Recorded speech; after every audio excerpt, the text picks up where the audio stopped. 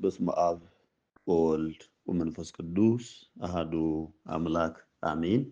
ተባረክ እግዚአብሔር አምላከ አበዊነ ዘአብጽሐነ እስከ ዛቲ ሰዓት። የአባቶቻችን የቅዱሳን አምላክ የእኛም አምላክ ዘወትር በቅዱሳን መላእክት ቅዱስ ቅዱስ ቅዱስ ተብሎ ይመሰገን።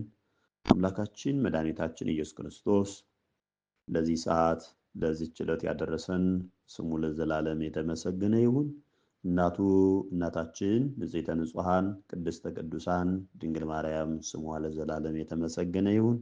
ቅዱሳን መላእክት፣ ቅዱሳን ጻድቃን፣ ሰማዕታት፣ እግዚአብሔር ያከበራቸው ቅዱሳን ስማቸው የተመሰገነ የተከበረ ይሁን። እግዚአብሔር የሚወዳችሁ እግዚአብሔርን የምትወዱ ይህንን ድምጽ የምትሰሙ ሁሉ እግዚአብሔር ልጆች የእናታችን የድንግል ማርያም አደራ የቃል ኪዳን ልጆች ውድ መንፈሳዊ ልጆቼ እንኳን ለዓለም መድኃኒት ለቸሩ መድኃኔ ዓለም በሰላም በፍቅር አደረሳችሁ። ቸሩ መድኃኔ ዓለም የቸርነቱ ምሕረቱ ሁሌም ለሰው ልጆች ቢሰጥ የማያልቅበት የፍቅር ባለቤት ሁሌም በቸርነቱ ሁሌም በምህረቱ ሁሌም በመግቦቱ ይመግበን። ወር በገባ 27ን ስናስብ አምላካችን መድኃኒታችን ኢየሱስ ክርስቶስ ለሰው ልጆች ለኛ ሲል የከፈለልንን ዋጋ እናስባለን። እሱ የወደደን እኛን እስከ መቃብር ነው። ኦርቶዶክሳውያን እስከ መቃብር ስጋውን ቆርሶ ክቡር ደሙን ሰጥቶናል። የወደደን እስከ መቃብር ነው። እኛ ልጆቹ ደግሞ ስንዋደድ እስከ መቃብር መሆን አለበት። ዛሬ በምድር ላይ ያለን የምንተያይ ሰዎች ከተዋደድን አምላካችን መድኃኒታችን ኢየሱስ ክርስቶስ ይወደናል። ልጆቼ ይለናል፣ ይባርከናል፣ ይጠብቀናል። ኃጢአታችንን በደላችንን ንስሐ ስንገባ ይደመስስልናል። በድያለሁ፣ አጥፍቻለሁ፣ አንተ ይቅር ባይ ነህና ይቅር በለን ስንለው ይቅር ይለናል። እሱ ቸር አምላክ ነውና ማለት ነው። እንግዲህ የአምላካችን የመድኃኒታችን የኢየሱስ ክርስቶስን ልደት ልናከብር አንድ ቀን ነው የቀረን። ነገ ዋዜማ ነው። ጾመ ገሃድ ይባላል። ጾመ ገሃድን በተለያየ ሚዲያ ተመራችሁታል ልጆቼ። ሁሌም ጥምቀት እንዲሁም ልደት ረቡዕና ዓርብ ቢውሉ የክርስቶስ ልደት ስለሆነ ደስታ ስለሆነ ክርስቶስ እሱ ተጠምቆ ኃጢአታችንን በደላችንን የደመሰሰልን ዕዳ ደብዳቤያችንን ስለደመሰሰልን ደስታ ስለሆነ እኒህ ቀኖች ይበላባቸዋል ማለት ነው። ስለዚህ ጾመ ገሃድን በደንብ ሊቃውንቱ አብራርተውታል መንፈሳዊ ልጆች። ስለዚህ ነገ ግን ጾመ ገሃድ ይባላል። ከተቻለ አክፍሎ ስጋ ወደሙን መቀበል ነው። ካልተቻለ ደግሞ ኮከብ እስኪታይ ድረስ መጾም ማለት ነው። ኦርቶዶክሳውያን መንፈሳዊ ልጆች ያንን ማድረግ ይገባል። እንግዲህ አብዛኞች በስደት ዓለም ስላላችሁ ይህ ሁሉ ላይ መቻችሁ ይችላል። ለምን? ቤተክርስቲያን ስለማታገኙ አክፍላችሁ ስጋ ወደሙ ላትቀበሉ ትችላላችሁ። ግን የምትችሉትን ጾማችሁ ጌታ ሆይ አንተ ለኛ ስትል በበረት ተወለድህ፣ አንተ አምላክ ስትሆን የአምላኮች አምላክ የንጉሶች ንጉስ ስትሆን አንተ እኮ ወደዚህ ምድር የመጣኸው እኛን ዝቅ ያልነውን ከፍ ለማድረግ ስለሆነ በበረት የተወለድከው ብለን የክርስቶስን ፍቅር ማሰብ አለብን። ኦርቶዶክሳውያን ልጆች አሁን እሱ አምላክ ነው አይደል? ሰማይን የፈጠረ ምድር የፈጠረ የሚታየውን የማይታየውን የፈጠረ አምላክ ነው። ግን ከእመቤታችን ከድንግል ማርያም ሲወለድ በበረት የተወለደ በበረት እውነት እኛን የተበረድነውን ለማሞቅ እሱ ተበረደ። እኛን የተቸገርነውን ወደ ቀደመ ክብራችን ለመመለስ እሱ በቤተልሔም ተወለደ። እኛን የቀደመ ልጅነታችን ለማሰጠት ክርስቶስ ወደዚህ ምድር ሲመጣ ዝቅ ብሎ ነው የመጣ። እኛን ዝቅ ያልነውን ከፍ ለማድረግ እሱ ክብርን ፈልጎ አይደለም የመጣው። እሱ የክብር ባለቤት ነውና አክባሪን የሚፈልግ አምላክ አይደለም። ወደዚህ ምድር የመጣ ግን እኛን ዝቅ ያልነውን ከፍ ለማድረግ ክርስቶስ ወደዚህ ምድር መጣ። እኛን ይህን ጨለማ የነበረውን ዓለም ብርሃን አደረገልን።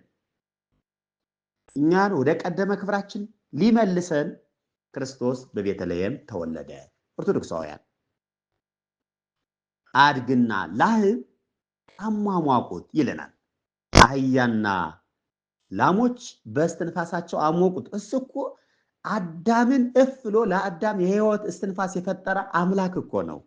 ግን ለእኛ ሲል ተበረደ። በእውነት እኛን የተበረድነው ለማሞቅ ማለት ነው ኦርቶዶክሳውያን ልጆች። ስለዚህ ልብ ልንለው የሚገባ እንቅስቃሴያችን ሁሉ ፍቅር የተሞላበት መሆን አለበት። ጾማችን ሁሉ ፍቅር የተሞላ መሆን አለበት። ምጽዋታችን ሁሉ ፍቅር የተሞላ መሆን አለበት። ልደቱን ስናከብር በጎናችሁ የምታውቋቸው ካላችሁ ይህን ድምፅ የምትሰሙ ሁሉ ያዘኑ ካሉ በማረጋጋት በዓሉን ማክበር ያስፈልጋል። የተቸገሩ ካሉ በመርዳት በዓሉን ማክበር ያስፈልጋል። ክርስቲያን ይሄ ነው መገለጫው። ሌላ መገለጫ የለውም። መንፈሳዊ ልጆች ሌላ መገለጫ የለውም እና የዓለም መድኃኒት ቸሩ መድኃኔዓለም ለብርሃነ ልደቱ በሰላም ሁላችን ያድርሰን። ነገ ጾመ ገሃድ ነው። መንፈሳዊ ልጆች ጾመ ገሃድ አባቶቻችን አክፍለው እንዳልኳችሁ ስጋ ወደሙ ይቀበላሉ፣ እኛም እንቀበላለን። ምናልባት ቤተክርስቲያን ማግኘት የማትችሉ አብዛኞች ልጆቻችን ስለሆናችሁ ደግሞ የምትችሉትን ጾማችሁ ጌታ ሆይ ዘመኔን ባርክልኝ፣ ሕይወቴን ባርክልኝ፣ አንተ ያልከው ይሁን፣ ሕይወቴን አስተካክለ ኢትዮጵያ ገብቼ አንተን አመስግኜ እንድባረክ በረከት እንዳገኝ ፍቀድልኝ፣ እርዳይ፣ በዘመኔ ሁሉ በሕይወቴ ሁሉ አንተ ተከተለኝ በሉት። ማን? አምላካችን መድኃኒታችን ኢየሱስ ክርስቶስን። እግዚአብሔር ሁሌም የሚባርከን የሚጠብቀን አምላክ ነውና መንፈሳዊ ልጆች እና እንኳን አደረሳችሁ ለማለት ፈልጋለሁ።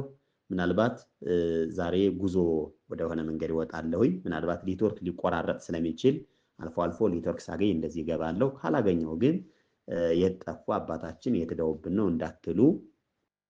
ብዙ ልጆች መልካም ስራ ተሳትፋችኋል። ያልተሳተፋችሁ አሉ፣ ነዳያን ሁሌም አሉ።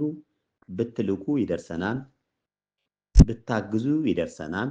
እግዚአብሔር ከእናንተ ጋር ይሁን።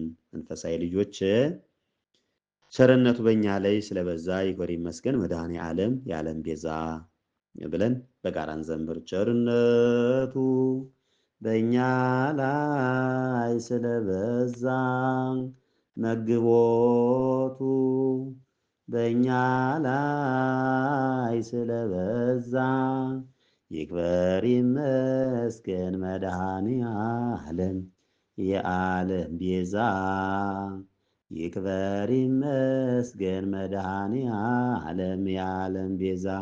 ቸርነቱ በእኛ ላይ ስለበዛ መግቦቱ በእኛ ላይ ስለበዛ ይክበር ይመስገን መድኃኔዓለም የዓለም ቤዛ። ይክበር ይመስገን መድኃኔዓለም የዓለም ቤዛ። ቸርነቱ በእኛ ላይ ስለበዛ መግቦቱ በእኛ ላይ ስለበዛ ይክበር ይመስገን መድኃኔዓለም የዓለም ቤዛ። ይክበር ይመስገን መድኃኔዓለም የዓለም ቤዛ። ቸርነቱ ምሕረቱ መግቦቱ አይለየን አይለያችሁ። መንፈሳዊ ልጆች ኑ በዚህ ዓለም ላይ ያለን መልካም ስራ በመስራት ሀገራችን ሰማያዊ ነውና ይሄ የሚያልፍ ዓለም የሚጠፋ ነውና ኑ መልካም ስራ በመስራት የጌታችን የአምላካችን የመድኃኒታችን የኢየሱስ ክርስቶስን ልደት እናክብር። እግዚአብሔር ከእናንተ ጋር ይሁን። እግዚአብሔር ይባርካችሁ። መንፈሳዊ ልጆች በእውቀት ባለ እውቀት የሰራችሁትን እና የሥራ ኃጢአት እግዚአብሔር ይፍታ። እግዚአብሔር ይባርካችሁ ልጆች።